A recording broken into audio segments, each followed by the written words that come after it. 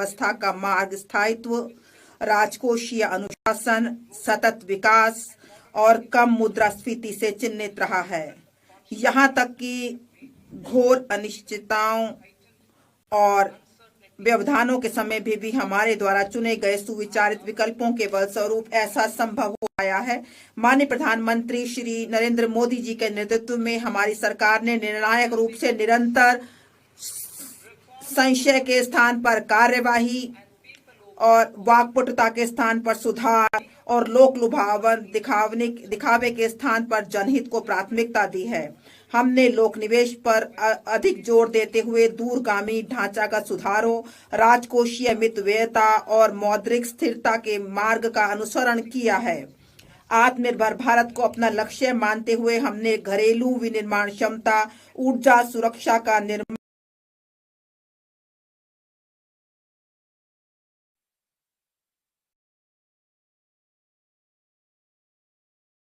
and helped us make substantial strides in poverty reduction and improvement in the lives of our people. Today, we face an external environment in which trade and multilateralism are imperiled and access to resources and supply chains are disrupted. New technologies are transforming production systems while sharply increasing demands on water, energy, and critical minerals. India will continue to take confident steps towards Vikasit Bharat, balancing ambition with inclusion. As a growing economy with expanding trade and capital needs, India must also remain deeply integrated with global markets, exporting more and attracting stable long-term investment. As I begin Part A, I want to express my gratitude to the people for standing firmly with us as we forge our way together towards becoming one of the largest economies of the world.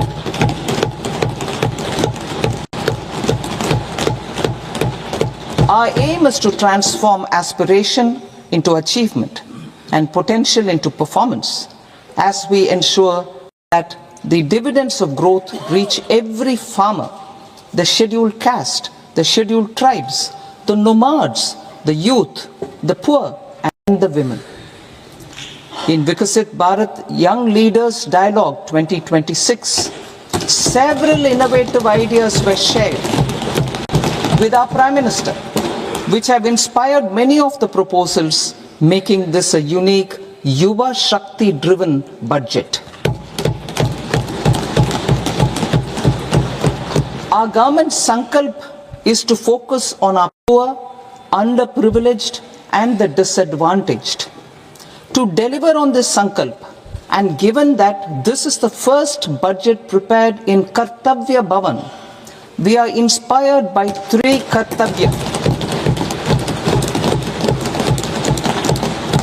Our first Kartavya is to accelerate and sustain economic growth by enhancing productivity and competitiveness and building resilience to volatile global dynamics. Our second Kartavya is to fulfill aspirations of our people and build their capacity, making them strong partners in India's path to prosperity.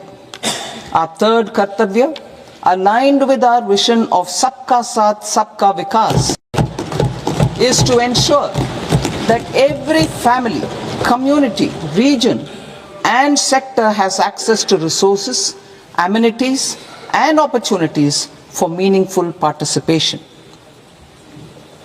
This threefold approach requires a supportive ecosystem. The first requirement is to sustain the momentum of structural reforms, continuous, adaptive and forward-looking. Second, a robust and resilient financial sector is central to mobilizing savings, allocating capital efficiently, and managing risks. Third, cutting-edge technologies, including AI applications, can serve us as force multipliers for better governance. Reform Express. Our government has undertaken comprehensive reforms towards creating employment, boosting productivity, and accelerating growth. After the Prime Minister's announcement on Independence Day in 2025, over 350 reforms have been rolled out. This includes GST simplification, notification of labor codes, and rationalization of mandatory quality control orders.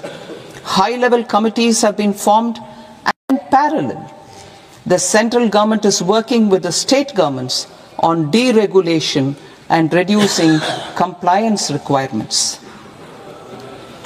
The Reform Express is well on its way and will maintain its momentum to help us fulfill our kartavya. I now move to specific proposals. Under our first kartavya, to accelerate and sustain economic growth, I propose interventions in 6 areas. 1. Scaling up manufacturing in 7 strategic and frontier sectors. 2. Rejuvenating legacy industrial sectors. 3. Creating champion MSMEs. 4. Delivering a powerful push for infrastructure. 5. Ensuring long-term security and stability. And 6. Developing city economic regions.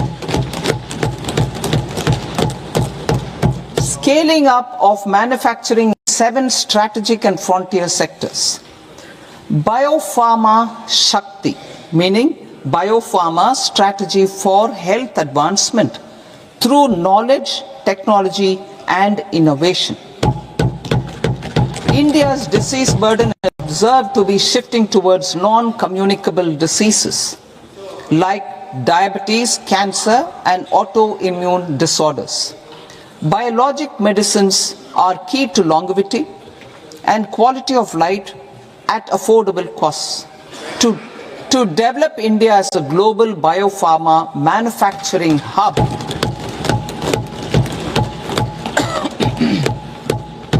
I propose the Biopharma Shakti with an outlay of 10,000 crores over the next 5 years. This will build the ecosystem for domestic production of biologics and biosimilars.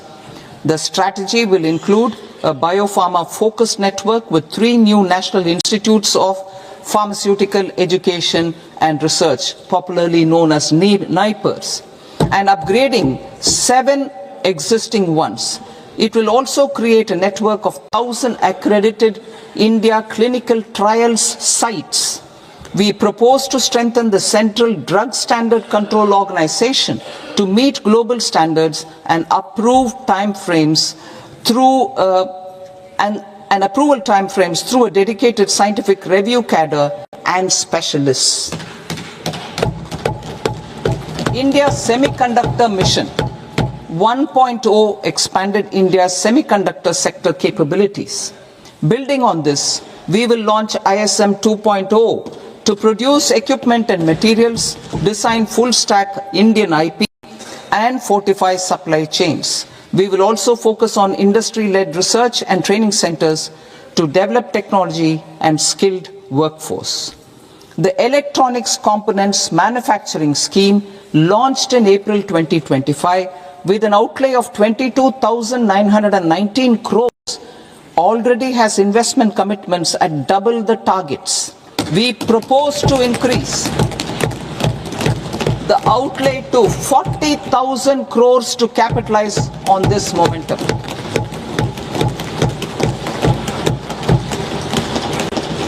A scheme for rare earth permanent magnets was launched in 2025 November.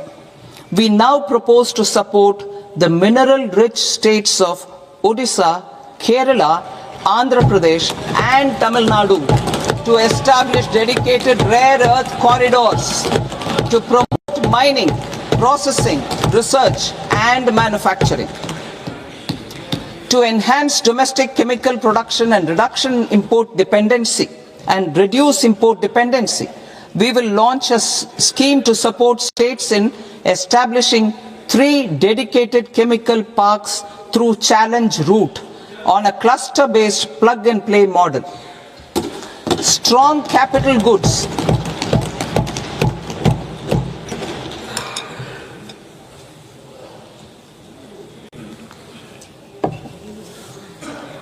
Strong capital goods capability is a determinant of productivity and quality across different sectors. Towards building this capacity, I propose the following. High-tech tool rooms will be established by central public sector enterprises at 2 locations as digitally enabled automated service bureaus that locally design, test and manufacture high-precision components at scale and at lower cost. 2. A scheme for enhancement of construction and infrastructure equipments will be introduced to strengthen domestic manufacturing of high value and technologically advanced CIE. This can range from lifts in a multi-storied apartment or firefighting equipment in multiplexes, large or small, and to tunnel boring equipments for building metros and high-altitude roads. I also propose a scheme for container manufacturing to create a globally competitive container manufacturing ecosystem with a budgetary allocation of 10,000 crores.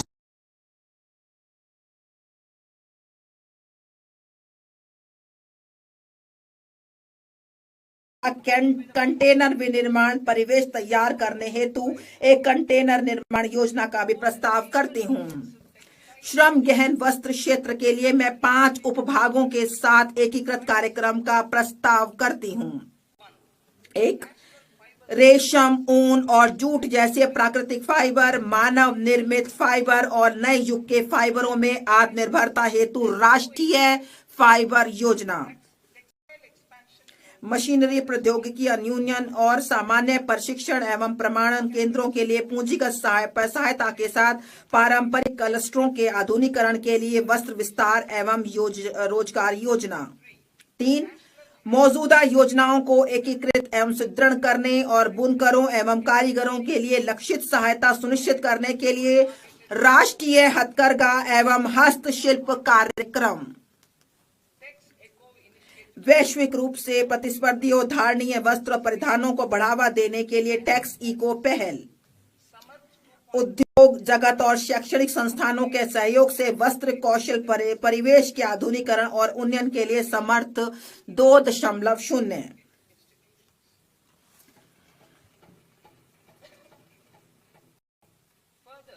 इसके अलावा मैं प्रस्ताव करती हूं कि चुनौती mode में mega textile park स्थापित किए जाएंगे। वे तकनीकी टेक्सटाइल के मूल्यवर्धन पर भी ध्यान केंद्रित कर सकते हैं। मैं हथकरघा और हस्तशिल्प को सुदृढ़ करने के लिए महात्मा गांधी ग्राम स्वराज योजना का शुभारंभ करने का प्रस्ताव करती हूं। इससे वैश्विक बाजार समृद्धता और ब्रांडिंग में सहायता मिलेगी। यह प्रशिक्षण, कौशल, प्रक्रिया और उत्पादन गुणवत्ता को सुसंगत बनाएगा और सहायता प्रदान करेगा। यह हमारे बुनकरों, ग्रामीण उद्योगों, एक जिला एक उत्पाद पहल और ग्रामीण युवाओं को लाभान्वित करेगा। भारत में उच्च गुण सस्ते सामानों के लिए एक वैश्विक केंद्र के रूप में उभरने की संभावना मौजूद है। मैं उपकरण डिजाइन एवं सामग्री विज्ञान में विनिर्माण, अनुसंधान और नवाचार को बढ़ावा देने हेतु खेलकूद के सामानों के लिए एक समर्पित पहल का प्रस्ताव करती हूं। विरासत के औद्योगिक क्लस्टरों का कायाकल्प। मैं अवसंरचना और प्रौद्योगिकी उन्नयन के माध्यम से उनकी लागत, प्रतिस्पर्धात्मकता और दक्षता में सुधार करने के लिए 200 विरासत के औद्योगिक क्लस्टरों को पुनर्जीवित करने के लिए एक योजना शुरू करने का प्रस्ताव करती हूं। चैंपियंस एसएमई का सृजन और सूक्ष्म उद्यमों को सहायता। एमएसएमई को विकास के एक महत्वपूर्ण इंजन के रूप में मान्यता देते हुए मैं चैंपियंस के रूप में उनके विकास में सहायता के लिए एक त्रिआयामी दृष्टिकोण का प्रस्ताव करती हूँ। इक्विटी सहायता, मैं भविष्य के चैंपियंस तैयार करने के लिए चुनिंदा मानदंडों के आधार पर उद्यमों को प्रोत्साहित करने के लिए एक समर्पित 10,000 करोड़ की एमएसएमई विकास निधि शुरू करने का प्रस्ताव करती हूँ। मैं सूक्ष्म उद्योगों की सहायता को जारी रखने और जोखिम पूंजी तक उनकी पहुंच बनाने के लिए 2021 में स्थापित आत्मनिर्भर भारत निधि में 2,000 करोड़ के टॉप अप का भी प्रस्ताव करती हूं। इससे छोटे उद्योगों को सहायता मिलेगी। नकदी सहायता, ट्रेड्स के साथ एमएसएमई को 7 लाख करोड़ से अधिक धनराशि उपलब्ध कराई गई है। इसकी पूरी क्षमता का लाभ देने के लिए मैं 4 उपायों का प्रस्ताव करती हूँ। 1, केंद्रीय सार्वजनिक क्षेत्र के उद्यमों द्वारा एमएसएमई से सभी खरीद के लिए ट्रेडर्स को लेन देन निपटान प्लेटफॉर्म के रूप में उपयोग करने का निर्देश करना, जिससे यह अन्य कॉरपोरेट के लिए एक मानक बन सके। 2, ट्रेडर्स प्लेटफॉर्म पर बीजक छूट हेतु सीजीटीएमएसई के माध्यम से ऋण गारंटी सहायता तंत्र शुरू करना। 3, सस्ते और त्वरित वित्त पोषण को प्रोत्साहित करने के लिए एमएसएमई में सरकारी खरीद के बारे में वित्त प्रदाताओं के साथ सूचना साझा करने हेतु जेम को ट्रेडर्स को जोड़ना। 4, ट्रेड्स प्राप्तियों को आस्ती समर्पित प्रतिभूतियों के रूप में शुरू करना, जो एक द्वितीयक बाजार के रूप में सहायता करेगा और नकदी एवं लेन देन के निपटान को बढ़ाएगा। पेशेवर सहायता, सरकार विशेष रूप से टियर 2 और टियर 3 कस्बों में कॉरपोरेट मित्रों का एक संवर्ग तैयार करने के लिए अल्पावधि मॉड्यूलर पाठ्यक्रमों और व्यवहारिक टूल्स की डिजाइन करने हेतु ICAI, ICSSI, ICMAI जैसे पेशेवर संस्थानों को सुविधा प्रदान करेगा। यह प्रमाणित अर्ध पेशेवर एमएसएमई को किफायती लागत पर अनुपालन अपेक्षाओं को पूरा करने में सहायता करेंगे। पिछले दशक में हमारे सरकार ने बहुत सारे कदम उठाए हुए हैं जन अवसंरचना के लिए, नए वित्तीय जिसमें बड़े पैमाने पर बढ़ाने के लिए कई पहलें की हैं। हम NIIF हम सार्वजनिक अवसंरचना को बड़े पर बढ़ाने के लिए कई पहलें की हैं। हम 5 लाख से अधिक आबादी वाले टियर 2, टियर 3 शहरों में अवसंरचना के विकास पर जोर देना जारी रखेंगे, जिन्हें विकास केंद्र बनाने के लिए विस्तारित किया गया है। सरकारी कैपेक्स वर्ष 2014-15 में 2 लाख करोड़ से कई गुना बढ़कर वित्त वर्ष 2025-26 में 11.2 लाख करोड़ हो गया है। वित्त वर्ष 2026-27 में मैं इस गति को जारी रखने हेतु इसे बढ़ाकर 12.2 लाख करोड़ करने का प्रस्ताव करती हूँ। और संरचना विकास और निर्माण चरण के दौरान जोखिमों के संबंध में निजी डेवलपर्स के विश्वास को मजबूत करने के लिए मैं ऋणदाताओं को दूरदर्शिता से सुविचारित आंशिक ऋण गारंटी उपलब्ध कराने हेतु एक अवसंरचना जोखिम गारंटी निधि स्थापित करने का प्रस्ताव करती हूँ। पिछले वर्षों के दौरान REITs परिसंपत्ति मुद्रीकरण के लिए एक सफल उपाय बनकर उभरे हैं। मैं समर्पित REITs की स्थापना के माध्यम से CPSE की महत्वपूर्ण रियल एस्टेट परिसंपत्तियों की रिसाइकलिंग में गति लाने का प्रस्ताव करती हूँ। कार्गो के पर्यावरण अनुकूल आवागमन को बढ़ावा देने के लिए मैं निम्नलिखित प्रस्ताव करती हूँ। डानकुनी से पश्चिम में सूरत को जोड़ते हुए नया समर्पित मालवाहक कॉरिडोर बनाना, तालचर और आंगुल जैसे खनिज समृद्ध क्षेत्रों तथा कलिंगा नगर जैसे औद्योगिक केंद्रों को पारादीप और धमरा पत्तनों से जोड़ने के लिए उड़ीसा में NW5 से शुरू करते हुए अगले 5 वर्षों में 20 नए राष्ट्रीय जलमार्ग NWU शुरू करना। इसके लिए अपेक्षित जनशक्ति तैयार करने के लिए क्षेत्रीय उत्कृष्ट केंद्र के रूप में प्रशिक्षण संस्थान स्थापित किए जाएंगे। इससे प्रशिक्षण देने और कौशल प्राप्त करने के लिए जल मार्ग के पूरे भाग में युवाओं को लाभ प्राप्त होगा। इसके अलावा अंतर्देशीय जलमार्गों की जरूरतों को पूरा करने के लिए बनारस और पटना में एक जहाज मरम्मत सुविधा भी स्थापित की जाएगी।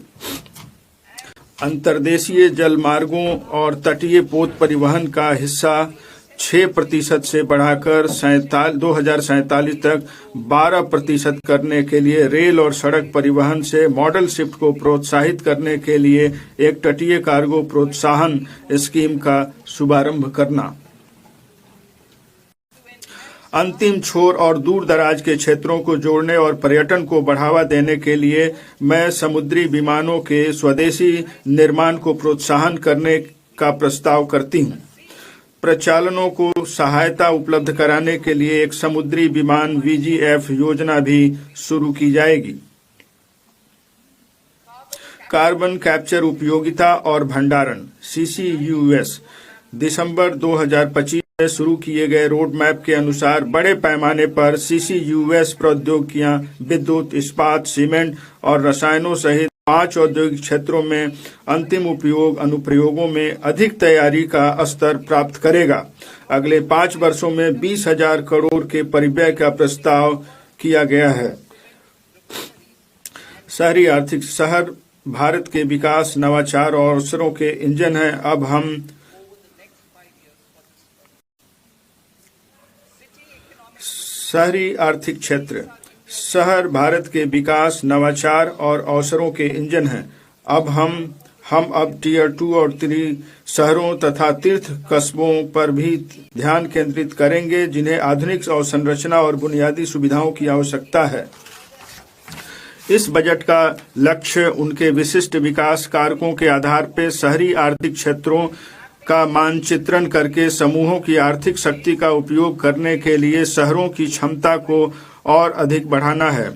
सुधार सह परिणाम आधारित वित्त पोषण तंत्र से चुनौती मोड के माध्यम से उनकी योजनाओं को लागू करने के लिए 5 वर्षों में प्रति CER 5,000 करोड़ का आवंटन प्रस्तावित है। पर्यावरण से सतत यात्री प्रणालियों को बढ़ावा देने के लिए हम शहरों के बीच विकास संयोजक के रूप में 7 उच्च गति रेल कॉरिडोर अर्थात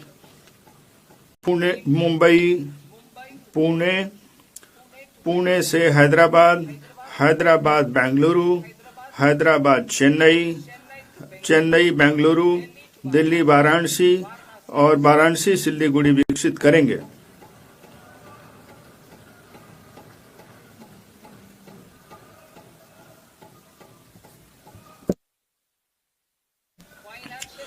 वित्तीय क्षेत्र मजबूत तुलन पत्र, लाभप्रदता में ऐतिहासिक उच्च स्तर पर परिसंपत्तियों की बेहतर गुणवत्ता और देश के 98% से अधिक गांवों में कवरेज आज भारतीय बैंकिंग क्षेत्र की प्रमुख विशेषताएं हैं।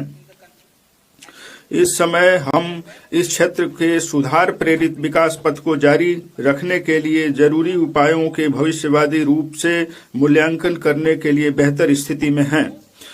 मैं वित्तीय स्थायित्व, समावेशन और उपभोक्ता संरक्षण को सुरक्षित करते हुए भारत के अगले चरण की विकास जरूरतों के अनुरूप इस क्षेत्र की व्यापक समीक्षा करने के लिए मैं विकसित भारत के लिए बैंकिंग पर उच्च स्तरीय समिति गठन करने का प्रस्ताव करती हूँ। ऋण संवितरण और औद्योगिक प्रौद्योगिकी अपनाने के लिए स्पष्ट लक्ष्यों के साथ विकसित भारत के लिए NBFC हेतु विजन तैयार किया गया है।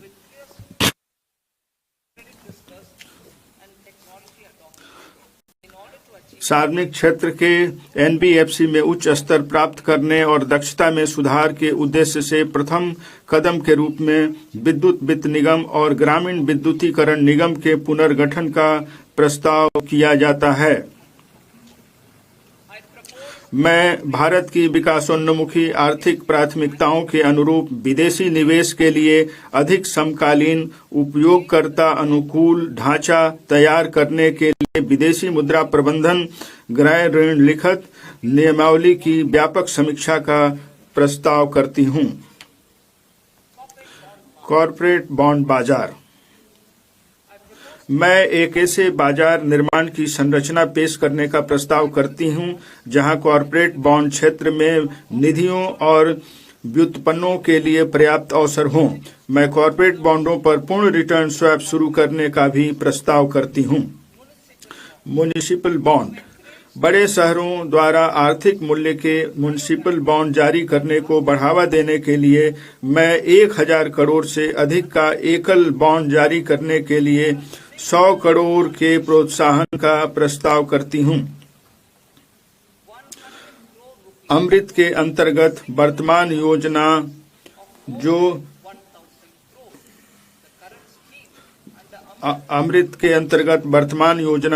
200 करोड़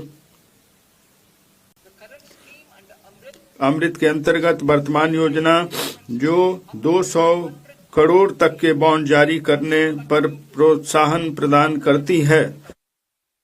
यह भी छोटे और मध्यम कस्बों को सहायता प्रदान करने के लिए जारी रहेगी। व्यापार करने की सुगमता। भारत के बाहर निवासी व्यक्तिगत व्यक्ति PROI को पोर्टफोलियो निवेश योजना के माध्यम से सूचीबद्ध भारतीय कंपनियों की इक्विटी लिखतों में निवेश करने की अनुमति होगी। इस योजना के अंतर्गत सभी व्यक्तिगत PROI के लिए समग्र निवेश को वर्तमान के 10% से 24% करने के साथ किसी व्यक्तिगत PROI के लिए निवेश सीमा को 5% से बढ़ाकर 10% करने का भी प्रस्ताव है।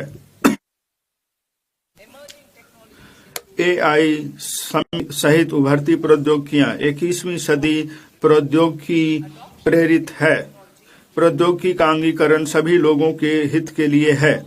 खेतों में किसानों, स्टेम में महिलाओं, कौशल वृद्धि के लिए इच्छुक युवाओं और दिव्यांग जनों के लाभ हेतु नए अवसर।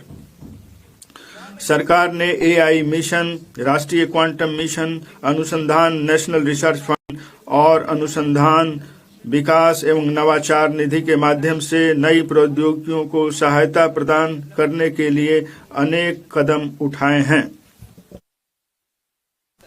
हमारा दूसरा कर्तव्य आकांक्षाओं को पूरा करना और क्षमता निर्माण है।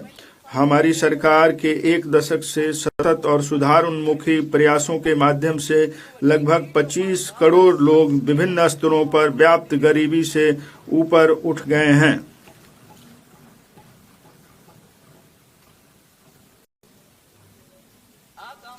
इसलिए हमारी सरकार ने निम्नलिखित उपायों से युवा भारत की आकांक्षाओं को पूरा करने का मार्ग प्रशस्त करने के लिए सेवा क्षेत्र पर फिर से जोर देने का निर्णय लिया है।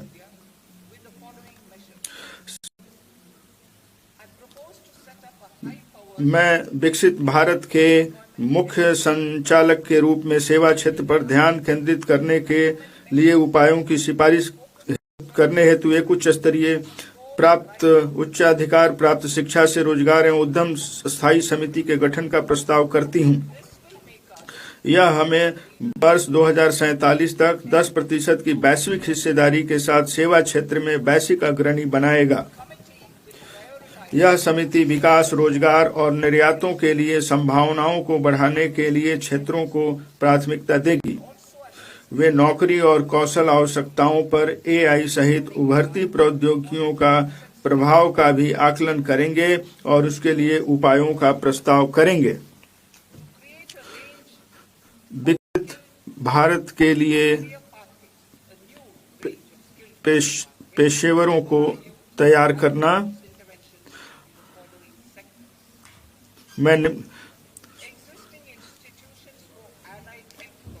हमारे युवाओं के लिए कुशल कैरियर मार्ग की एक नई श्रृंखला तैयार करने के लिए मैं निम्नलिखित क्षेत्रों में पहल करने का प्रस्ताव करती हैं।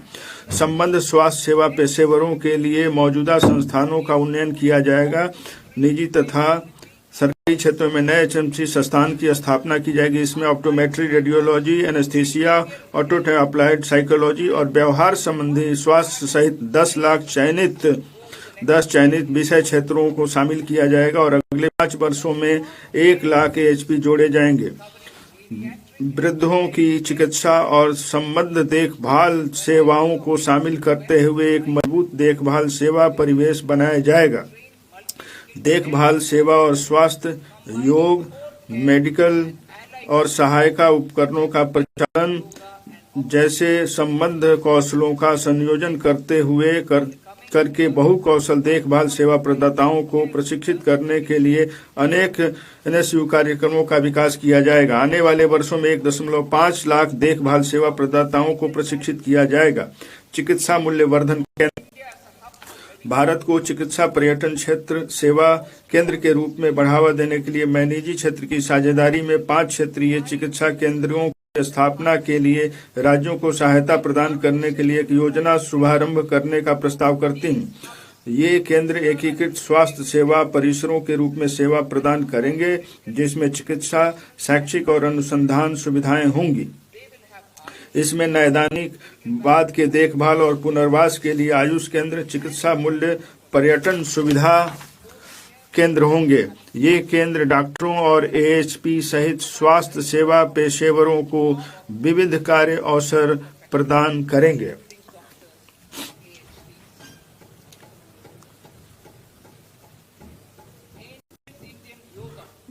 प्राचीन चिकित्सा पद्धति विश्व के विभिन्न भागों में पहले से सम्मान प्राप्त प्राचीन भारतीय योग को व्यापक वैश्विक पहचान तब मिली जब माननीय प्रधानमंत्री इसे यूएन में लेकर गए। कोविड के पश्चात आयुर्वेद को भी सम्मान, वैश्विक स्वीकार्यता और पहचान मिली है। गुणवत्तापूर्ण आयुर्वेद उत्पादों के निर्माण से औषधीय पौधों की खेती करने वाले किसानों और इनके उत्पादों का प्रशंसन करने वाले युवाओं को मदद मिलती है। बढ़ रही वैश्विक मांगों को कुछ और कदम उठाए जा रहे हैं।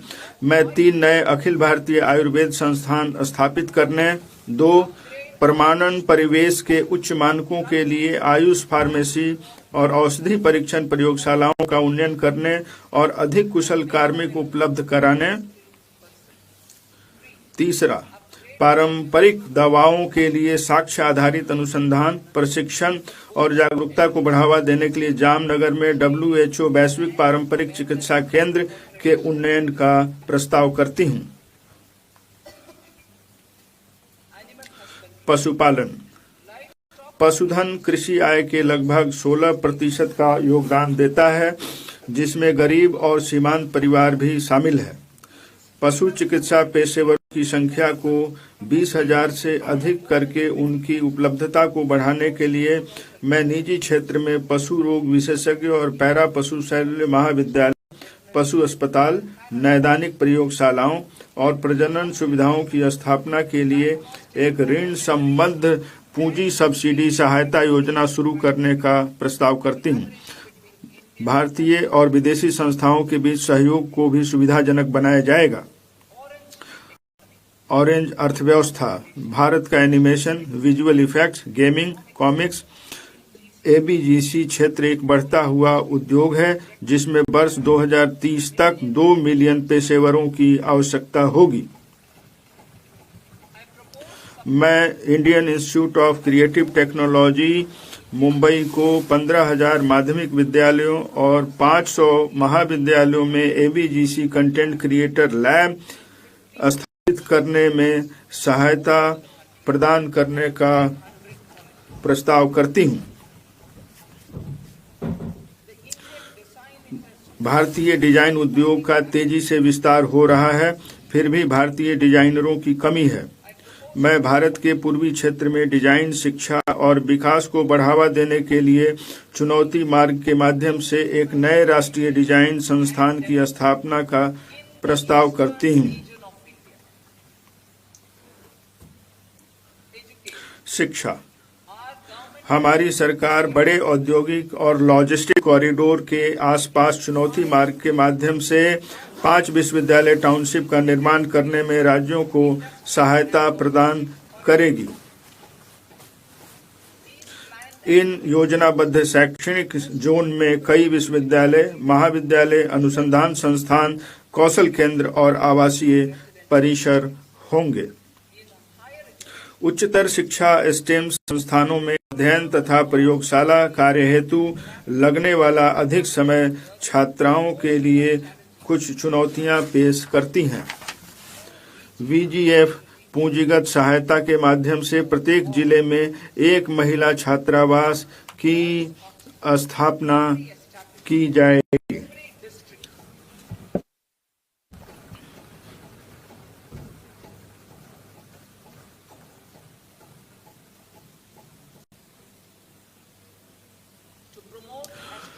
गहन अनुभव के माध्यम से खगोल भौतिकी और खगोल विज्ञान को बढ़ावा देने के लिए 4 टेलीस्कोप अवस्थापना सुविधाओं, national large solar telescope, national large optical infrared telescope, Himalayan Chandra telescope और द कॉस्मोस 2 प्लेनेटोरियम की स्थापना की जाएगी। पर्यटन के क्षेत्र में रोजगार सृजन, विदेशी मुद्रा आय और स्थानीय अर्थव्यवस्था का विस्तार करने में व्यापक भूमिका निभाने की क्षमता है। मैं मौजूदा राष्ट्रीय होटल प्रबंधन और कैटरिंग प्रौद्योगिकी परिषद का उन्नयन करते हुए राष्ट्रीय आतिथ्य संस्थान की स्थापना का प्रस्ताव करती हूँ। यह शैक्षणिक संस्थानों, उद्योग और सरकार के बीच सेतु के रूप में कार्य करेगा। मैं भारतीय प्रबंधन संस्थान के सहयोग से मानकीकृत हाइब्रिड मोड में 12 सप्ताह के उच्च गुणवत्ता प्रशिक्षण पाठ्यक्रम के माध्यम से 20 प्रसिद्ध पर्यटन स्थलों में 10,000 गाइडों के कौशल उन्नयन हेतु प्रायोगिक योजना का भी प्रस्ताव करती हूँ। सांस्कृतिक, आध्यात्मिक और विरासत वाली सभी स्थानों के डिजिटल दस्तावेज तैयार करने के लिए national destination digital knowledge grid की स्थापना की जाएगी। यह पहल स्थानीय अनुसंधानकर्ताओं, इतिहासकारों, कंटेंट क्रिएटर्स और प्रौद्योगिकी भागीदारों के लिए रोजगार के नए परिवेश का सृजन करेगा। भारत के पास विश्व स्तरीय ट्रैकिंग और हाइकिंग का अनुभव प्रदान करने के लिए क्षमता तथा संभावनाएं हैं। हम निम्नलिखित के लिए सतत परिवेश तंत्र विकसित करेंगे। हिमाचल प्रदेश, उत्तराखंड और जम्मू एवं कश्मीर, साथ में पूर्वी घाट में अराकू घाटी और पश्चिमी घाट में पोदिगई मलाई में माउंटेन ट्रेल, ओडिशा, कर्नाटक और केरल के तटीय क्षेत्रों में प्रमुख आश्रय स्थलों के पास टर्टल ट्रेल्स और आंध्र प्रदेश और तमिलनाडु में पुलिकट झील के किनारे बर्ड वाचिंग ट्रेल्स।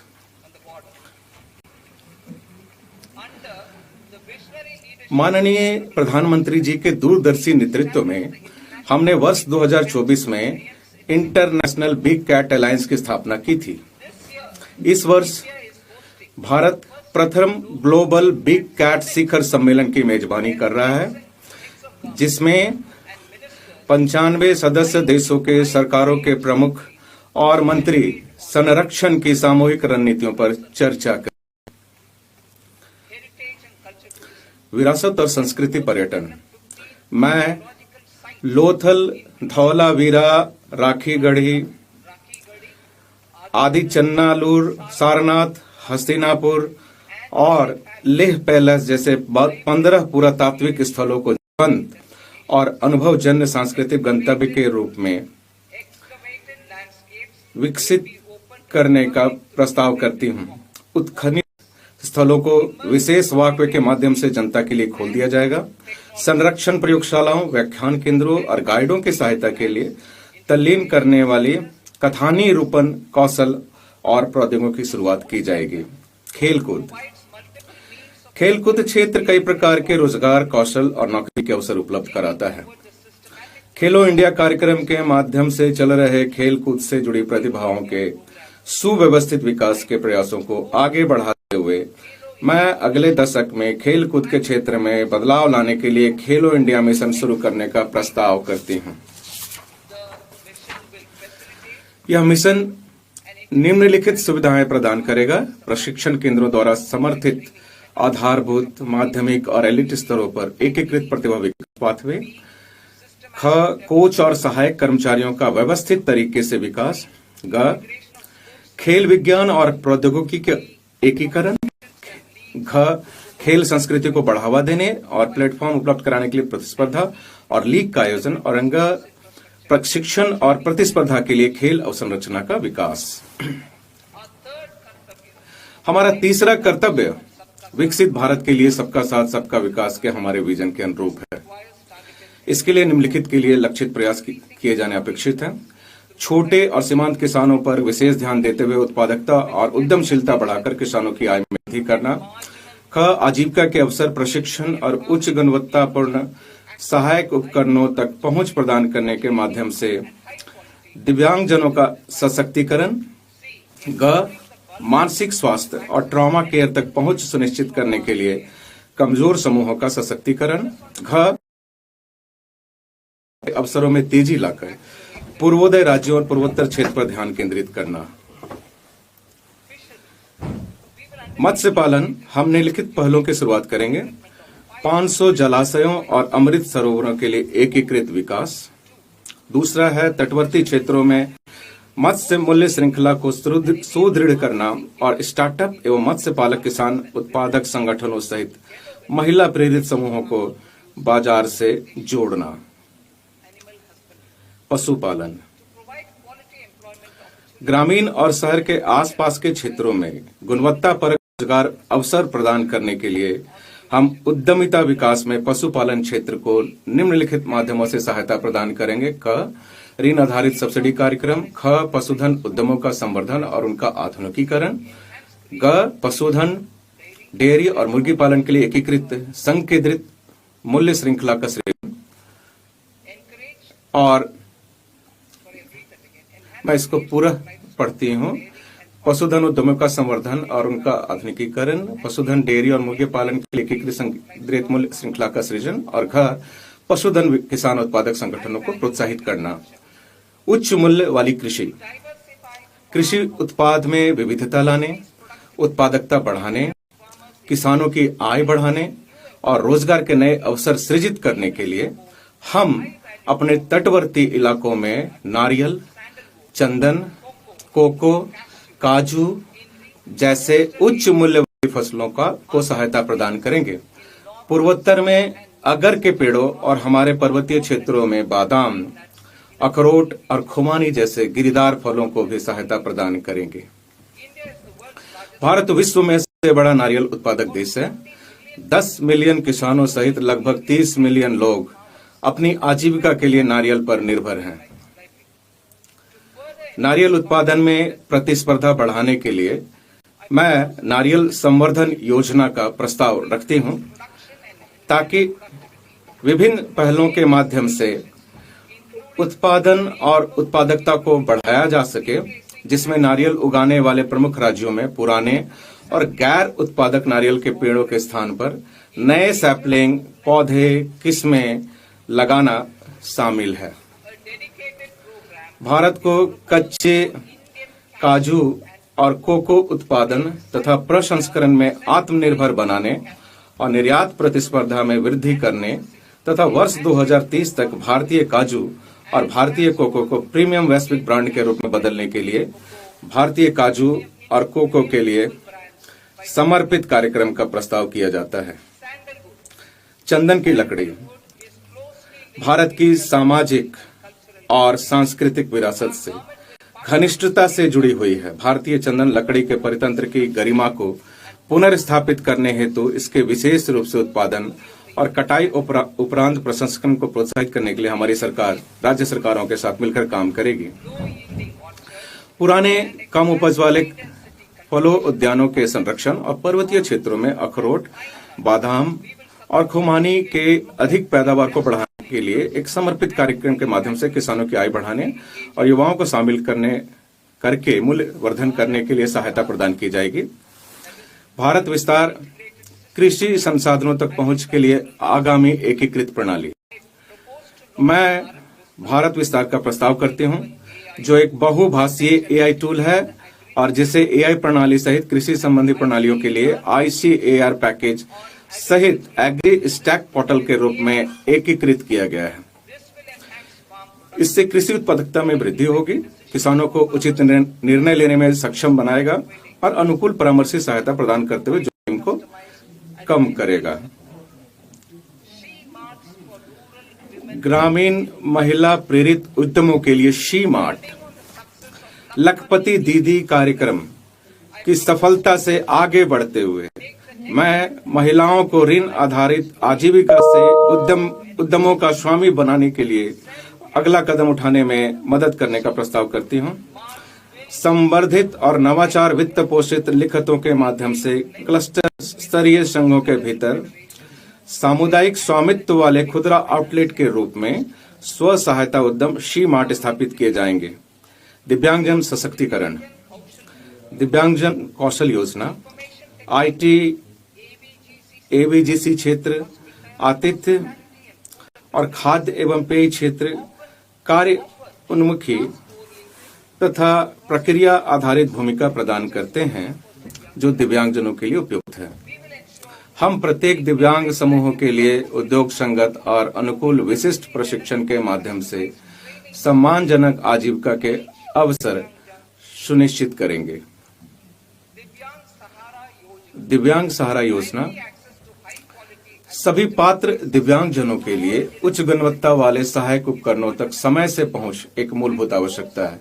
मैं पहला सहायक उपकरणों का उत्पादन बढ़ाने, अनुसंधान और विकास तथा AI एकीकरण में निवेश के लिए भारतीय कृत्रिम अंग निर्माण निगम ALIMCO को सहायता उपलब्ध कराने, दूसरा PM दिव्यांग केंद्रों को मजबूत करने और आधुनिक रिटेल स्टाइल केंद्रों के रूप में सहायक प्रौद्योगिकी मार्ट की स्थापना में सहायता का प्रस्ताव करती हूं, जहां दिव्यांगजन और वरिष्ठ नागरिक सहायक उत्पादों को देख, परख और खरीद सकें। मानसिक स्वास्थ्य और ट्रॉमा केयर के लिए हमारी वचनबद्धता की पुनः पुष्टि। उत्तर भारत में मानसिक स्वास्थ्य के लिए कोई राष्ट्रीय संस्थान नहीं है, इसलिए हम निमहांस 2 की स्थापना करेंगे और रांची तथा तेजपुर में राष्ट्रीय मानसिक स्वास्थ्य संस्थानों क्षेत्रीय शीर्ष संस्थानों के रूप में उन्नयन भी करेंगे। आपातकालीन स्थिति में परिवारों, विशेष रूप से गरीब और कमजोर लोगों को अप्रत्याशित व्यय का सामना करना पड़ता है। हम 50% जिला अस्पतालों में आपातकालीन और ट्रॉमा केयर केंद्रों की स्थापना करके इन क्षमताओं को सुदृढ़ करेंगे और उन्हें बढ़ाएंगे।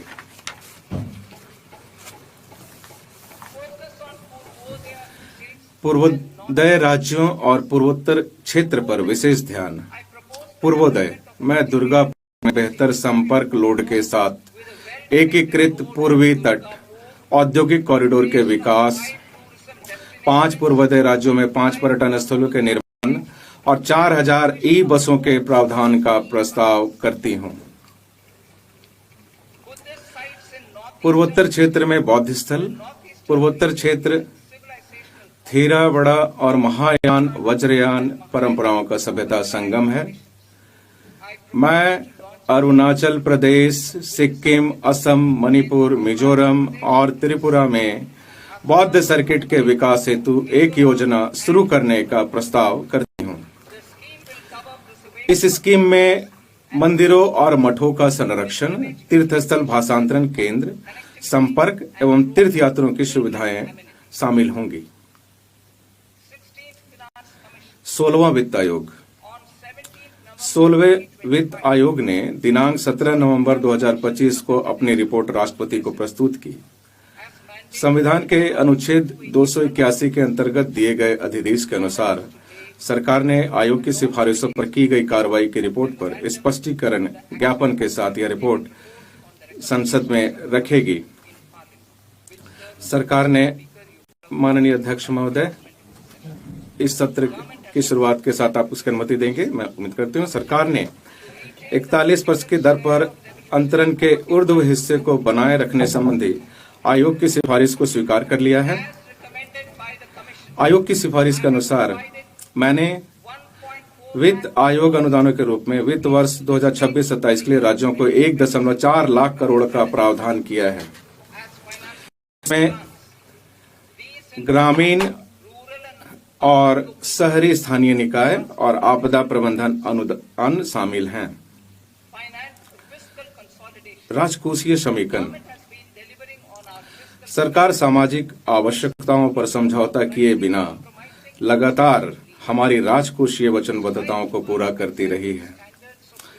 राजकोषीय प्रबंधन के स्वीकार्य मानकों को पूरा करने के लिए बजट 2025-26 में मैंने संकेत दिया था कि केंद्र सरकार वर्ष 2030-31 तक 50 में, जिसमें ±1% के ऋण से जीडीपी अनुपात तक पहुंचने का लक्ष्य रखेगी। इसके अनुरूप ऋण से जीडीपी अनुपात संशोधित अनुमान 2025-26 में जीडीपी के 56.1% की तुलना में बजट अनुमान 2026-27 में जीडीपी के 55.6% रहने का अनुमान है। गिरता हुआ ऋण से जीडीपी अनुपात धीरे धीरे ब्याज भुगतान पर व्यय को कम करके प्राथमिक क्षेत्र के व्यय के लिए संसाधनों को मुक्त करेगा। ऋण लक्ष्य के लिए एक मुख्य प्रचालनात्मक लिखित राजकोषीय घाटा है। मैं इस गरिमामयी सदन को हर साथ यह सूचित करती हूं कि मैंने 2025-26 तक जीडीपी के 4.5% से नीचे राजकोषीय घाटे को कम करने के लिए वित्त वर्ष 2021-22 में की गई अपनी वचनबद्धता को पूरा किया है। अनुमान 2025-26 में राजकोषीय घाटे का अनुमान जीडीपी के 4.4% रहने का अनुमान है, जो 2025-26 के बजट अनुमान के बराबर है।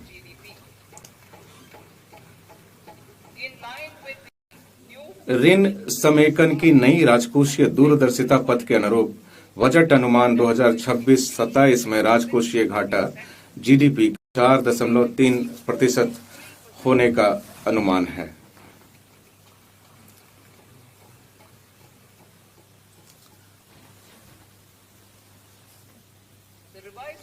संशोधित अनुमान 2025-26 गैर ऋण प्राप्तियों का संशोधित अनुमान 34 लाख करोड़ है, जिसमें से केंद्र की निवल कर प्राप्तियां 26.7 लाख करोड़ है। कुल व्यय का संशोधित अनुमान 49.6 लाख करोड़ है, जिसमें से पूंजीगत व्यय लगभग 11 लाख करोड़ है।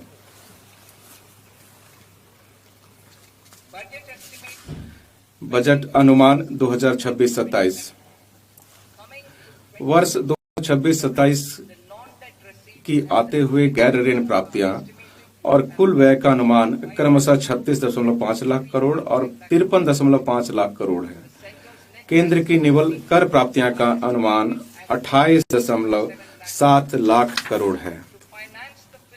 राजकोषीय घाटे के वित्त पोषण हेतु दिनांकित प्रतिभूतियों से निवल बाजार उधारी का अनुमान 11.7 लाख करोड़ है।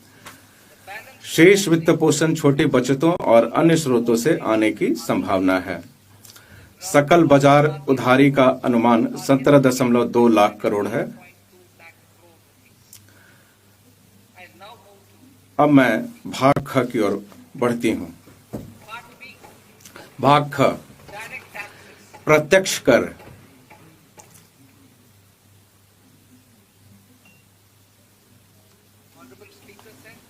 माननीय अध्यक्ष महोदय, अब मैं प्रत्यक्ष करों पर अपने प्रस्ताव प्रस्तुत करूंगी। नया आयकर अधिनियम।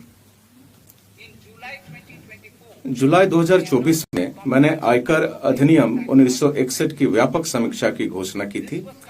इसे रिकॉर्ड समय में पूरा कर लिया गया और आयकर अधिनियम 2025 दिनांक 1 अप्रैल 2026 से प्रभावी हो जाएगा। करदाताओं को स्वयं को अपनी अपेक्षाओं से भली भांति परिचित होने के लिए पर्याप्त समय देते हुए इस सरलीकृत आयकर नियमावली और प्रपत्रों को शीघ्र ही अधिसूचित कर दिया जाएगा। प्रपत्र को इस प्रकार पुनः डिजाइन किया गया है कि आम नागरिक इसे बिना किसी कठिनाई के इसका अनुपालन कर सके। जीवन जीने की सुगमता। मैं प्रस्ताव करती हूं कि किसी साधारण व्यक्ति को मोटर दुर्घटना दावा अधिकरण द्वारा अधिनिर्णीत ब्याज को आयकर से छूट देगी और इस मद में कोई स्रोत पर काटा गया कर नहीं होगा। मैं विदेश यात्रा कार्यक्रम पैकेज की बिक्री पर टीसीएस दर को बिना किसी राशि निर्धारण के मौजूदा 5% और 20% से कम करते हुए 2% करने का प्रस्ताव करती हूं। मैं शिक्षा प्राप्त करने और चिकित्सा उद्देश्यों के लिए उदारीकृत धन प्रेषण योजना के अंतर्गत टीसीएस दर को 5% से कम करके 2% करने का प्रस्ताव करती हूं।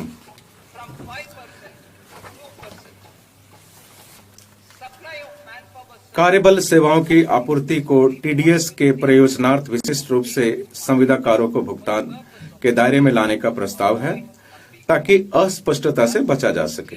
इस प्रकार इन सेवाओं पर टीडीएस की दर 1% अथवा 2% मात्र होगी। मैं छोटे करदाताओं के लिए एक योजना का प्रस्ताव करती हूं जिसमें नियम आधारित स्वचालित प्रक्रिया से कर निर्धारण अधिकारी के समक्ष आवेदन दाखिल करने के स्थल पर कम अथवा शून्य कटौती प्रमाण पत्र प्राप्त करना संभव हो सकेगा। अलग अलग कंपनियों में प्रतिभूतियां धारित करने वाले करदाताओं की सुविधा के लिए मैं प्रस्ताव करती हूं कि डिपॉजिटरी निवेशक से प्रपत्र 15(6) अथवा प्रपत्र 15(ज) स्वीकार करें तथा इसे सीधे विभिन्न संगत कंपनियों को उपलब्ध करा दें। मैं एक सांकेतिक शुल्क के भुगतान पर विवरणियों को संशोधित करने के लिए उपलब्ध समय को 31 दिसंबर से 31 मार्च तक बढ़ाने का प्रस्ताव करती हूं। मैं कर विवरणियों को दाखिल करने के लिए अलग अलग समय सीमा रखने का प्रस्ताव भी करती हूं। ITR 1 और ITR 2 विवरणियों वाले व्यक्तियों द्वारा इसे 31 जुलाई तक दाखिल करना जारी रहेगा और गैर लेखा परीक्षा व्यापार मामलों या न्यासों को 31 अगस्त तक समय की अनुमति देने के लिए प्रस्ताव किया जाता है। किसी अनिवासी द्वारा अचल संपत्ति की बिक्री पर टीडीएस की कटौती किए जाने और टैन की आवश्यकता के बजाय निवासी क्रेता के पैन आधारित चालान के माध्यम से जमा किए जाने का प्रस्ताव है।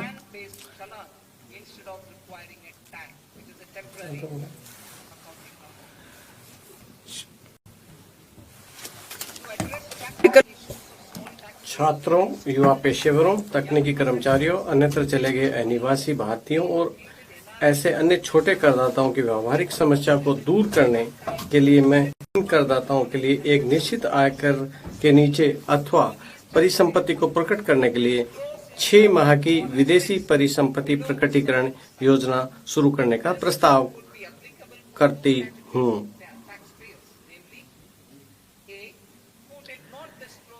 ये योजना करदाता 2 श्रेणियों पर लागू होगा। नामतः जिन्होंने अपनी विदेशी आय पर या परिसंपत्ति प्रकट नहीं की, और दूसरा जिन्होंने अपनी विदेशी आय प्रकट की है और या देय कर का भुगतान किया है किंतु अपेक्षित परिसंपत्ति की घोषणा नहीं कर सके हैं। श्रेणी क के लिए अप्रकट आय परिसंपत्ति की सीमा 1 करोड़ रुपए तक करने का प्रस्ताव है। उन्हें कर के रूप में परिसंपत्ति के उचित बाजार मूल्य का 30% या अप्रकट आय का 30% और दंड के स्थान पर अतिरिक्त आयकर के रूप में 30% का भुगतान करना होगा। इससे अभियोजन से उन्मुक्ति होगी। श्रेणी ख के लिए परिसंपत्ति मूल्य 5 करोड़ तक करने का प्रस्ताव है। इसमें 1 लाख रुपए के भुगतान पर दंड और अभियोजन दोनों से उन्मुक्ति होगी। दंड और अभियोजन को युक्तिसंगत बनाना। कार्यवाहियों की विविधता व्यापार की सुगमता में बाधा डालती है। मैं दोनों के लिए एक सामान्य आदेश के माध्यम से कर निर्धारण और दंड कार्यवाहियों को एकीकृत करने का प्रस्ताव करती हूं। अपील की प्रक्रिया के निष्कर्ष पर ध्यान दिए बिना प्रथम अपीलीय प्राधिकारी के सक्षम अपील की अवधि के लिए दंड राशि के संबंध में करदाता का कोई ब्याज देयता नहीं होगी। इससे अतिरिक्त पूर्व भुगतान की मात्रा 20% से कम करके 10% की जा रही है और इसकी गणना केवल मुख्य कर मांग पर होती रहेगी। मुकदमेबाजी को कम करने के लिए एक अतिरिक्त उपाय के रूप में मैं करदाता को संगत वर्ष के लिए लागू दर के अतिरिक्त 10% कर दर के साथ विवरणी को पुनर्निर्धारण कार्यवाहियों के पश्चात भी अद्यतन करने की अनुमति देने का प्रस्ताव करती हूँ। कर निर्धारण अधिकारी उसके बाद अपनी कार्यवाहियों में से इस अद्यतन विवरणी का उपयोग करेंगे। कर की सूचना देने वाले मामलों में दंड और अभियोजन से उन्मुक्ति हेतु एक फ्रेमवर्क पहले से मौजूद है। मैं उन्मुक्ति के इन फ्रेमवर्क को गलत सूचना देने के संबंध में लागू करने का प्रस्ताव करती हूं। तथापि ऐसे मामलों में करदाता के देकर और ब्याज के अलावा अतिरिक्त आयकर के रूप में राशि के 100% का भुगतान करना अपेक्षित होगा। खातों की लेखा परीक्षा कराने में विफलता, अंतरण मूल्य निर्धारण, लेखा परीक्षा रिपोर्ट प्रस्तुत न करने तथा वित्तीय लेन देनों के लिए विवरण प्रस्तुत करने में चूक जैसी कतिपय तकनीकी चूकों के लिए दंडों को शुल्क में परिवर्तित करने का प्रस्ताव करती हूँ।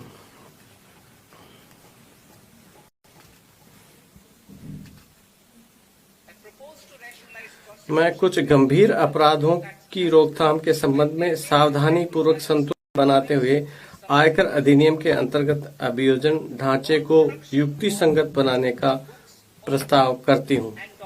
लेखा बहियों और दस्तावेजों को प्रस्तुत न करना तथा वस्तु रूप में भुगतान के मामले में टीडीएस का भुगतान करने की अपराध नहीं होगी। इसके अतिरिक्त छोटे अपराधों के लिए केवल जुर्माना ही लगाया जाएगा। शेष अभियोजनों को अपराध की प्रमात्रा के अनुपात में श्रेणीबद्ध किया जाएगा। इनका परिणाम अधिकतम कारावास को कम करके 2 वर्ष करते हुए केवल साधारण कारावास होगा, जिसमें न्यायालयों को उन्हें जुर्माना में परिवर्तित करने की शक्तियां होगी। कोई दंड नहीं होगा। वर्तमान में 20 लाख रुपए से कम के सकल मूल्य वाली अचल विदेशी परिसंपत्तियों का गैर प्रकटीकरण करने पर फिलहाल कोई दंड नहीं है। मैं 1/10/2024 से भूतलक्षी प्रभाव से उनको अभियोजन से उन्मुक्ति का प्रस्ताव करती हूँ। सहकारिता अपने सदस्यों द्वारा जुटाए या उत्पादित दूध, तिलहन, फल अथवा सब्जियों की आपूर्ति में संलग्न प्राथमिक सहकारी समितियों के लिए कटौती पहले से ही अनुमत्य है। मैं उनके सदस्यों द्वारा उत्पादित पशु चारा और कपास के बीज की आपूर्ति को इस कटौती में शामिल करने का प्रस्ताव करती हूँ। मैं नई कर व्यवस्था के अंतर्गत अंतर सहकारी समिति लाभांश आय को इसके सदस्यों में आगे संवितरण की सीमा तक कटौती के रूप में अनुमति दिए जाने का प्रस्ताव करती हूँ। मैं किसी अधिसूचना राष्ट्रीय सहकारी संघ द्वारा दिनांक 31/1/2026 तक कंपनियों में किए गए निवेश पर प्राप्त लाभांश आय पर 3 वर्षों की अवधि के लिए छूट देने का प्रस्ताव करती हूँ। ये छूट केवल तभी प्रदान की जाएगी जब उक्त लाभांश को इसके सदस्य सहकारी समितियों से आगे वितरित किया जाए। भारत के विकास इंजन के रूप में आईटी क्षेत्र को सहायता। भारत सॉफ्टवेयर विकास सेवाओं, आईटी समर्पित सेवाओं, ज्ञान प्रक्रिया आउटसोर्सिंग सेवाओं और सॉफ्टवेयर विकास से संबंधित संविदागत अनुसंधान और विकास सेवाओं के क्षेत्र में वैश्विक अग्रणी है। ये व्यवसाय क्षेत्र एक दूसरे से अभिन्न रूप से जुड़े हुए हैं। इन सभी सेवाओं को उन पर लागू 15.5% के एक समान सेफ हार्बर मार्जिन के साथ सूचना प्रौद्योगिकी सेवाओं की एक सकल श्रेणी के अंतर्गत सम्मिलित किए जाने का प्रस्ताव है। आईटी सेवाओं के लिए सेफ हार्बर प्राप्त करने के लिए सीमा को 300 करोड़ रुपए से पर्याप्त रूप से बढ़ाकर 2000 करोड़ रुपए किया जा रहा है। आईटी सेवाओं के लिए सेफ हार्बर का अनुमोदन एक स्वचालित नियम आधारित प्रक्रिया द्वारा किया जाएगा, जिससे आवेदनों की जांच करने और स्वीकार करने के लिए किसी कर अधिकारी की आवश्यकता नहीं होगी। एक बार किसी आईटी सेवा कंपनी द्वारा इसके लिए आवेदन करने पर कंपनी की इच्छानुसार इसी सेफ हार्बर को 5 वर्ष की अवधि के लिए जारी रखा जा सकता है। मैं अग्रिम मूल्य निर्धारण करार एपीए करने की इच्छुक आईटी सेवा कंपनियों के लिए आईटी सेवाओं हेतु एक पक्षीय एपीए प्रक्रिया को तेज करने का प्रस्ताव करती हूँ, जिसे 2 वर्षों की अवधि के भीतर पूरा करने का प्रयास किया जाएगा। करदाता के अनुरोध पर 2 वर्ष की अवधि को आगे 6 महीने के लिए बढ़ाया जा सकता है। मैं एपीए में शामिल होने वाली कंपनी को उपलब्ध संशोधित विवरणी की सुविधा उसकी संबंध संस्थाओं को भी प्रदान किए जाने का प्रस्ताव करती हूँ। वैश्विक व्यापार और निवेश आकर्षित करना, डेटा केंद्रों में महत्वपूर्ण अवसंरचनाओं को समक्ष बनाने और निवेश बढ़ाने की आवश्यकता पर विचार करते हुए मैं किसी ऐसे विदेशी निवेश के लिए वर्ष 2047 तक एक रियायत प्रदान करने का प्रस्ताव करती हूँ, जो भारत में डाटा केंद्र और सेवाओं का उपयोग करके वैश्विक स्तर पर क्लाउड सेवाएं प्रदान करती हैं। तथापि इससे भारतीय पुनर्बिक्री संस्था के माध्यम से भारतीय ग्राहकों को सेवा प्रदान करने की आवश्यकता होगी। यदि डाटा सेंटर प्रदान करने वाली कंपनियां एक संबंधित कंपनी है तो मैं उसे लागत कर पर 15% का सेफ हार्बर प्रदान करने का भी प्रस्ताव करती हूँ। इलेक्ट्रॉनिक विनिर्माण के लिए जस्ट इन टाइम कार्य कुशलता का उपयोग बढ़ाने के लिए मैं बीजक मूल्य के 2% के लाभांतरण पर किसी ब्रांडेड वेयरहाउस और कंपोनेंट वेयरहाउस के लिए अनिवासियों को सेफ हार्बर प्रदान करने का प्रस्ताव करती हूँ। लगभग 0.7% का परिणामी कर प्रतिस्पर्धी क्षेत्राधिकार के मुकाबले काफी कम होगा। भारत में टोल विनिर्माण को बढ़ावा देने के लिए मैं ऐसे किसी अनिवासी को आयकर से 5 वर्षों के लिए छूट पर देने का प्रस्ताव करती हूँ, जो बॉन्डेड क्षेत्र में किसी टोल विनिर्माता को पूंजीगत वस्तुएं, उपकरण अथवा टूलिंग उपलब्ध कराता है। वैश्विक प्रतिभा के विशाल पूल को भारत में लंबी अवधि के लिए काम करने हेतु प्रोत्साहित करने के लिए मैं अधिसूचित योजनाओं के अंतर्गत 5 वर्षों की प्रवास अवधि के लिए किसी अनिवासी विशेषज्ञ की वैश्विक आय के लिए छूट का प्रस्ताव करती हूँ। मैं उन सभी अनिवासियों को न्यूनतम वैकल्पिक एमएटी से छूट प्रदान करने का प्रस्ताव करती हूँ, जो अनुमानित आधार पर कर का भुगतान करते हैं। कर प्रशासन पे मैं भारतीय लेखांकन मानक में ही आय परिकलन और प्रकटन मानकों के लिए अपेक्षाएं शामिल करने हेतु कॉर्पोरेट कार्य मंत्रालय और केंद्रीय प्रत्यक्ष कर बोर्ड की एक संयुक्त समिति के गठन का प्रस्ताव करती हूँ। कर वर्ष 2027-28 को आईसीडीएस पर आधारित पृथक लेखांकन अपेक्षाओं को समाप्त कर दिया जाएगा। माननीय प्रधानमंत्री जी के स्वदेशी लेखांकन एवं परामर्शी प्रतिष्ठानों के वैश्विक अग्रणी बनने के विजन को साकार करने के लिए मैं सेफ हार्बर नियमावली के प्रयोजनार्थ लेखाकार की परिभाषा को तर्कसंगत बनाने का प्रस्ताव करती हूँ। अन्य कर प्रस्ताव बायबैक के कराधान में परिवर्तन को इसलिए लाया गया कि प्रवर्तकों द्वारा बायबैक रूट का अनुचित उपयोग रोका जा सके। अल्पसंख्यक शेयरधारकों के हित में सभी प्रकार के शेयरधारकों के लिए बायबैक का पूंजीगत लाभ के रूप में कर लगाने का प्रस्ताव करती हूँ। तथापि कर विमोचन के दुरुपयोग को हतोत्साहित करने के लिए प्रवर्तक अतिरिक्त बायबैक कर का भुगतान करेंगे। इससे कॉरपोरेट प्रवर्तकों के लिए प्रभावी कराधान 22% होगा, गैर कॉरपोरेट प्रवर्तकों के लिए ये कर 30% होगा।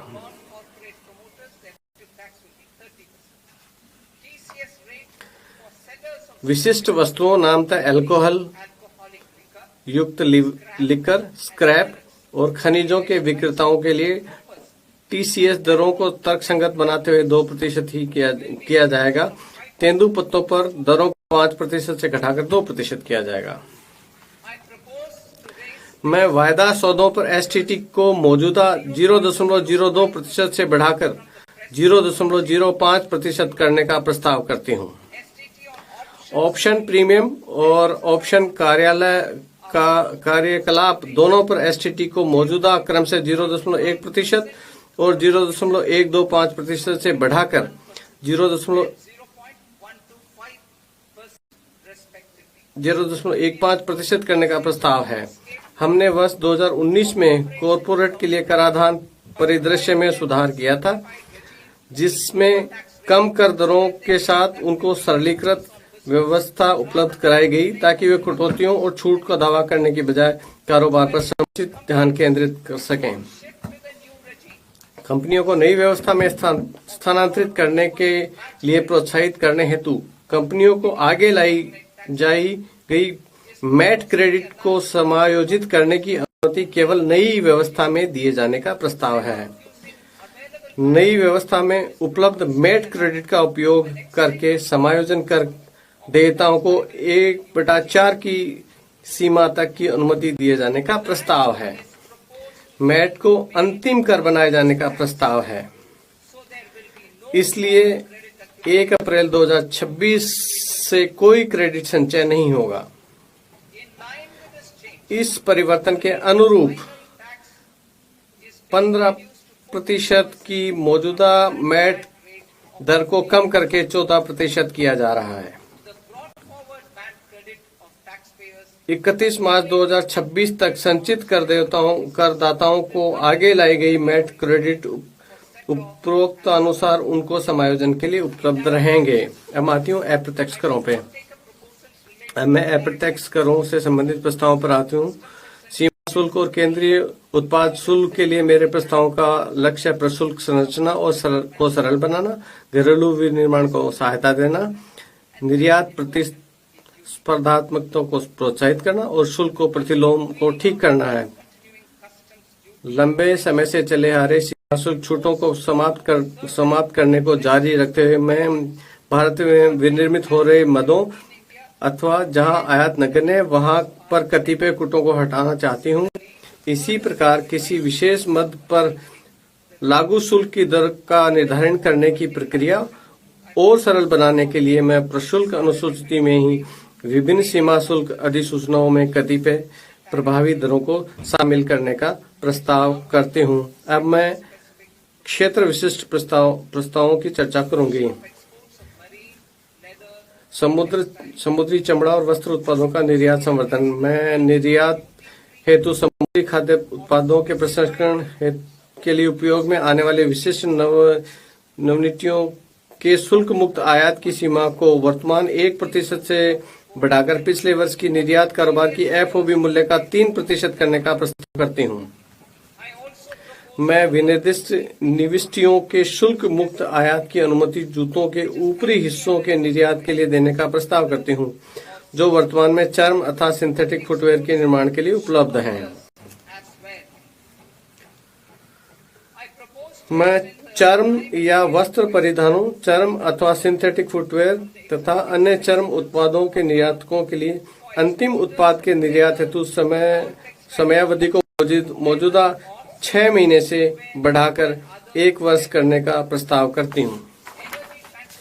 ऊर्जा परिवर्तन और सुरक्षा। मैं बैटरी ऊर्जा भंडारण प्रणालियों में लिथियम आयन सेल निर्माण का करने वालों के साथ साथ बैटरियों के लिए लिथियम आयन सेल विनिर्माण के लिए उपयुक्त पूंजीगत वस्तुओं को दिए जाने वाले मूल सीमा शुल्क छूट को जारी रखने का प्रस्ताव करती हूँ। मैं सोलर ग्लास के विनिर्माण हेतु सोडियम एंटीमोनेट आयात पर मूल सीमा शुल्क में छूट का प्रस्ताव करते हूँ। नाभिकीय ऊर्जा। मैं नाभिकीय ऊर्जा परियोजनाओं के लिए अपेक्षित वस्तुओं के आयात पर वर्तमान मूल्य सीमा शुल्क छूट को 2035 तक बढ़ाने और उनकी क्षमता पर ध्यान दिए बिना सभी नाभिकीय संयंत्रों पर लागू करने का प्रस्ताव करती हूँ। महत्वपूर्ण खनिज। भारत में महत्वपूर्ण खनिजों के प्रसंस्करण हेतु आवश्यक पूंजीगत वस्तुओं के आयात के लिए मूल सीमा शुल्क में छूट प्रदान करने के लिए प्रस्ताव किया जाता है। बायोगैस मिश्रित CNG। मैं बायोगैस मिश्रित CNG पर देय केंद्रीय सीमा शुल्क की गणना करते हुए बायोगैस के संपूर्ण मूल्य को बाहर रखने का प्रस्ताव करती हूँ। सिविल और रक्षा विमानन। मैं सिविलियन प्रशिक्षण और अन्य एयरक्राफ्ट के विनिर्माण के लिए अपेक्षित घटकों और पुर्जों पर मूल सीमा शुल्क में छूट का प्रस्ताव करती हूँ। रक्षा क्षेत्र में इकाइयों द्वारा अनुरक्षण, मरम्मत अथवा ओवरऑल जरूरतों को प्रयोग किए जाने वाले विमानों के पुर्जों को विनिर्माण के लिए आयातित कच्चे माल पर मूल सीमा शुल्क के छूट प्रदान करने का प्रस्ताव करती हूँ। इलेक्ट्रॉनिक्स उपभोक्ता इलेक्ट्रॉनिक क्षेत्र में मूल्यवर्धन को और अधिक मजबूत बनाने के लिए मैं माइक्रोवेव ओवन और विनिर्माण में प्रयुक्त विशिष्ट पुर्जों का मूल सीमा शुल्क से छूट का प्रस्ताव करती हूँ। विशेष आर्थिक क्षेत्र विश्व व्यापार विघटन के कारण विशेष आर्थिक क्षेत्रों में विनिर्माण इकाइयों द्वारा क्षमताओं के उपयोग के बारे में उभरती चिंताओं का समाधान करने के लिए मैं विशेष एक बारगी उपाय के रूप में सेज में पात्र विनिर्माण इकाइयों द्वारा रियायती शुल्क दरों पर घरेलू प्रशुल्क क्षेत्र को बिक्री की सुविधा प्रदान करने का प्रस्ताव करती हूँ। इसे इस तरीके से अपनाया जाएगा कि उनका मुख्य जोर निर्यात पर रहे। डीटीए में कार्यरत इकाइयों के लिए समान अवसर सुनिश्चित करते हुए इन उपायों को प्रचलात्मक बनाने के लिए आवश्यक विनियामक संशोधन किए जाएंगे। जीवन जीने की सुगमता निजी उपयोग के लिए आयातित वस्तुओं हेतु सीमा शुल्क संरचना को युक्तिसंगत बनाने के लिए मैं निजी उपयोग के लिए आयातित सभी शुल्क योग्य वस्तुओं पर प्रशुल्क दर को 20% से कम करते हुए 10% करने का प्रस्ताव करती हूँ। रोगियों विशेष रूप से कैंसर से पीड़ित रोगियों को राहत देने के लिए मैं 17 औषधियों अथवा दवाओं पर मूल सीमा शुल्क में छूट का प्रस्ताव करती हूँ। मैं उनके उपचार में प्रयुक्त औषधियों, दवाओं और विशेष चिकित्सा प्रयोजन खाद्य के निजी आयातों पर आयात शुल्क से छूट देने के लिए परियोजना 7 अतिरिक्त असाधारण रोगों को जोड़ने का प्रस्ताव करती हूँ। सीमा शुल्क प्रक्रिया विकसित भारत और हमारी महत्वाकांक्षाओं के अनुरूप वैश्विक व्यापार में भारत की भूमिका और हिस्से में व्यापक वृद्धि होने वाली है। मैं इस संबंध में सीमा शुल्क प्रक्रियाओं के लिए कई उपयोगों का प्रस्ताव करती हूं ताकि वस्तुओं के सुगम और त्वरित संचालन तथा व्यापार में अधिक निश्चितता के लिए कम से कम हस्तक्षेप हो। विश्वास आधारित प्रणालियां में टीयर 2 और टीयर 3 प्राधिकृत आर्थिक प्रचालकों जिन्हें एईओ कहा जाता है के लिए शुल्क स्थगन अवधि को 15 दिन से बढ़कर 30 दिन का करने का प्रस्ताव करती हूँ। मैं पात्र विनिर्माताओं आयातकों को समान शुल्क स्थगन सुविधा उपलब्ध कराने का प्रस्ताव करती हूँ। इससे उन्हें नियत समय पर पूर्ण टीयर 3 एईओ के रूप में अपना प्रत्यायन प्राप्त करने के लिए प्रोत्साहन मिलेगा। अधिक निश्चितता और बेहतर व्यवसाय आयोजना उपलब्ध कराने हेतु मैं सीमा शुल्कों पर बाध्यकारी अग्रिम नियम की वैधता अवधि को वर्तमान 3 वर्ष से बढ़ाकर 5 वर्ष करने का प्रस्ताव करती हूँ।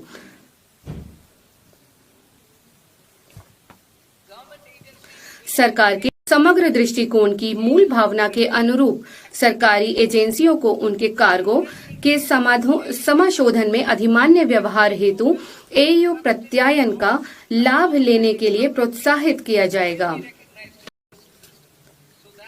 लंबे समय में विश्वास प्राप्त आपूर्ति श्रृंखलाओं वाले नियमित आयातकों को जोखिम प्रणाली में मान्यता दी जाएगी ताकि प्रत्येक बार उन्हें उनके कार्गो के सत्यापन की आवश्यकता को कम किया जा सके। इलेक्ट्रॉनिक सीलिंग का उपयोग करने वाले निर्यात कार्गो का फैक्ट्री परिसर से पोत तक का पूरा समाशोधन उपलब्ध कराया जाएगा। उन वस्तुओं के आयात जिनके लिए किसी अनुपालन की आवश्यकता नहीं है, विश्वस्त आयातक द्वारा प्रवेश बिल दायर करने और वस्तुओं के आगमन पर सीमा शुल्क को उनके समाशोधन की औपचारिकताओं पूरी करने के लिए स्वतः सूचना मिल जाएगी। इससे वस्तुओं के आगमन के तत्काल बाद निर्मुक्त किए जाने को सक्षम बनाया जा सकेगा। सीमा शुल्क भंडारण फ्रेमवर्क को स्व प्रकटन, इलेक्ट्रॉनिक ट्रैकिंग और जोखिम आधारित लेखा परीक्षा के साथ एक भंडार संचालक केंद्रित प्रणाली में बदला जाएगा। ये सुधार अधिकारी पर निर्भर अनुमोदनों की वर्तमान प्रणाली को हटाएंगे और इससे लेन देन विलंबों और अनुपालन लागतों में कमी आएगी। व्यापार करने की सुगमता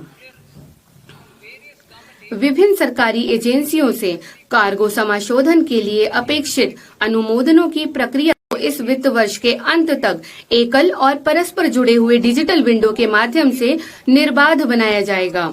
खाद्य, औषधि, पौध, पशु और वन्य जीव उत्पादों जो निषिद्ध कार्गो का 70% होता है के समाशोधन में शामिल प्रक्रियाओं को अप्रैल 2026 तक प्रचालनात्मक बना दिया जाएगा। जिन वस्तुओं के लिए कोई अनुपालन अपेक्षा नहीं है, उन वस्तुओं को आयातक द्वारा ऑनलाइन पंजीकरण पूरा करने के तत्काल बाद सीमा शुल्क द्वारा शुल्क के भुगतान के अध्ययन संशोधित किया जाएगा। सभी सीमा शुल्क प्रक्रियाओं के लिए एकल, एकीकृत और मापनीय प्लेटफॉर्म के रूप में सीमा शुल्क एकीकृत प्रणाली CIS 2 वर्षों में शुरू की जाएगी। गैर सन्निविष्ट स्कैनिंग और उन्नत इमेजिंग तथा जोखिम आकलन हेतु AI प्रौद्योगिकी का उपयोग सभी प्रमुख पत्तनों में प्रत्येक कंटेनर को स्कैन करने के उद्देश्य से चरणबद्ध तरीके से किया जाएगा। नए निर्यात अवसर।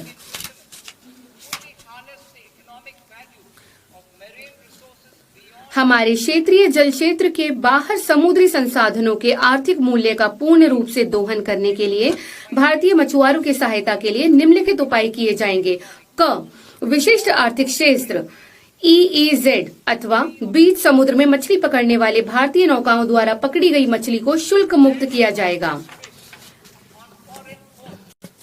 विदेशी पत्तन पर ऐसी मछली के उतराई को निर्यात वस्तु के रूप में स्वीकार किया जाएगा। मछली पकड़ने, पारगमन और ढुलाई के दौरान दुरुपयोग को रोकने के लिए सुरक्षा उपाय किए जाएंगे।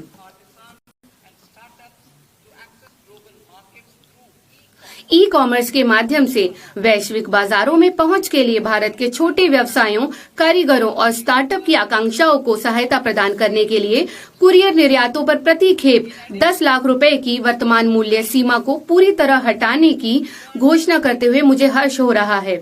इसके अलावा ऐसी खेपों की पहचान के लिए प्रौद्योगिकी के प्रभावी उपयोग से अस्वीकृत और वापस लौटाई गई खेपों के प्रबंध में सुधार किया जाएगा। जीवन जीने की सुगमता।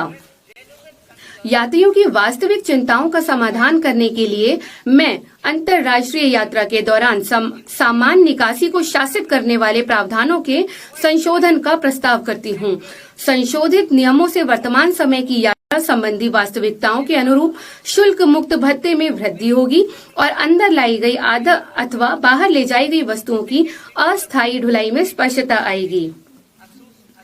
ऐसे ईमानदार करदाता हैं जो उनके सभी बकाया भुगतान करके विवादों का निपटान करने के इच्छुक होते हैं, किंतु वे दंड से जुड़ी नकारात्मक भावनाओं के कारण ऐसा नहीं करते हैं। अब वे दंड के बदले में अतिरिक्त राशि का भुगतान करके अपने मामले बंद करने में सक्षम होंगे। माननीय अध्यक्ष महोदय, इसके साथ ही मैं यह बजट इस गरिमामयी सदन के समक्ष रखती हूँ। जय Hind.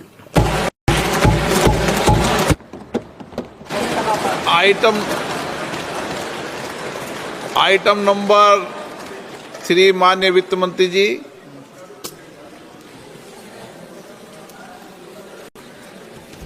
Item number 2, sir. 3। Sir, with your permission, I rise to lay on the table of the. आपकी अनुमति से सदन के पटल पर मैं अनुच्छेद 3 जो कि एक FRBM विधेयक से संबंधित है, जिसमें मध्य अवधि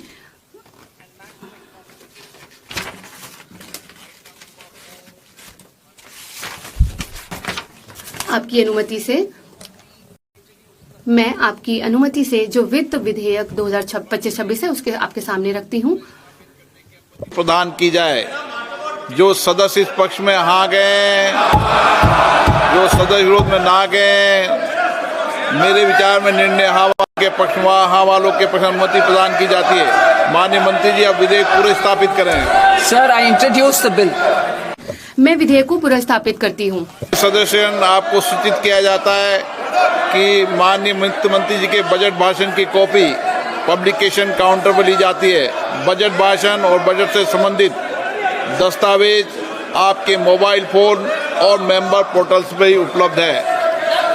सभा की कार्रवाई कल सोमवार दिनांक 2 फरवरी 2026 को प्राप्त 11 बजे तक के लिए स्थगित की जाती है।